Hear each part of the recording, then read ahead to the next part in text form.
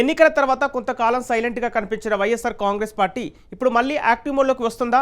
ఏలూరు జిల్లాలో ప్రజా సమస్యలపై పోరాటాలు, రైతు ఉద్యమాలు, క్యాడర్ను తిరిగి సమీకరించే ప్రయత్నాలు రాజకీయంగా కొత్త చర్చకు దారితీస్తున్నాయి. మరోవైపు అధికార కూటమిపై స్థానికంగా వినిపిస్తున్న విమర్శలను తమకు అనుకూలంగా మార్చుకునేందుకు ప్రతిపక్షం ప్రయత్నిస్తుందనే విశ్లేషణలున్నాయి.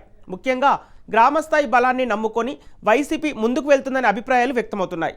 ఇటీవల రైతు సమస్యలపై వామపక్షాలతో కలిసి చేసిన ఆందోళనలు రాజకీయ వర్గాల్లో ఆసక్తిని పెంచాయి. ఇది కేవలం సమస్యలపైనే పోరాటమేనా, లేక భవిష్యత్తు రాజకీయ సమీకరణాలకు సంకేతమా? ప్రస్తుతం రాజకీయ వర్గాల్లో ఇదే చర్చ జోరుగా సాగుతుంది. Let's watch.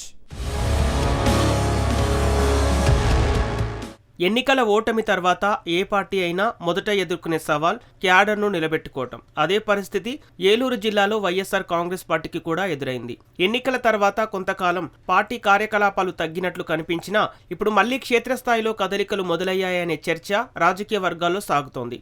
ఇక్కడ ఆసక్తికరమైన అంశం ఏమిటంటే, వైసీపీ ప్రస్తుతం భారీ బహిరంగ రాజకీయ ప్రదర్శనల కంటే ప్రజా సమస్యలపై పోరాటాల ద్వారా తన ఉనికిని చాటుకునే వ్యూహాన్ని అనుసరిస్తుందనే అభిప్రాయం వ్యక్తమవుతుంది. జిల్లా స్థాయిలో ఒక సమన్వయ నాయకత్వం లేకపోవడం వల్ల కార్యక్రమాలు ఒకే దిశలో సాగటం లేదనే అభిప్రాయాలు కూడా వినిపిస్తున్నాయి. నియోజకవర్గాల వారీగా బలమైన నాయకులను ఒకే వేదికపై తీసుకురావటం వైసీపీకి కీలక అంశంగా మారింది.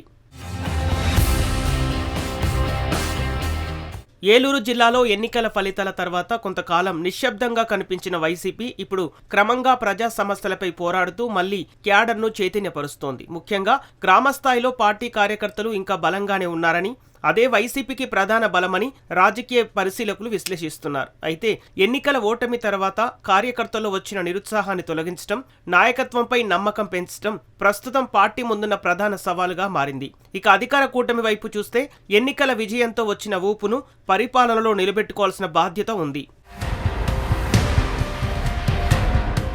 మరోవైపు కూటమికి చెందిన కొందరు ప్రజాప్రతినిధులపై వస్తున్న ఆరోపణలు, స్థానిక స్థాయిలో ప్రజల్లో వ్యక్తమవుతున్న అసంతృప్తి, కొన్ని ప్రాంతాల్లో అభివృద్ధి పనులపై వినిపిస్తున్న విమర్శలు ప్రతిపక్షంగా ఉన్న వైసీపీకి రాజకీయంగా కలిసి వస్తున్నాయన్న చర్చ నడుస్తోంది. ఈ పరిణామాల దృష్ట్యా ఏలూరు జిల్లాలో ప్రస్తుతం వైఎస్ఆర్సీపీకి బలమైన జిల్లా స్థాయి నాయకత్వం అవసరమనే అభిప్రాయం కూడా వినిపిస్తోంది.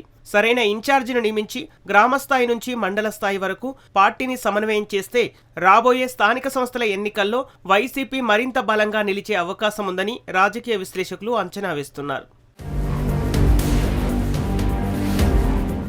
ఇటీవల పొగాకు రైతులకు గిట్టుబాటు ధర కల్పించాలని, ఆక్వా రైతుల సమస్యలు పరిష్కరించాలని నిర్వహించిన ఆందోళనల్లో వామపక్షాలతో కలిసి వైసీపీ పాల్గొనడం రాజకీయంగా చర్చనీయాంశమైంది.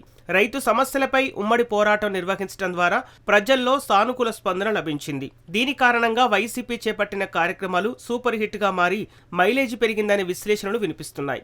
ఈ పరిణామాల తర్వాత వామపక్షాలు, వైసీపీ మధ్య అంశాల వారీగా సమన్వయం మరింత పెరిగే అవకాశం ఉందా అనే చర్చ రాజకీయ వర్గాల్లో సాగుతోంది.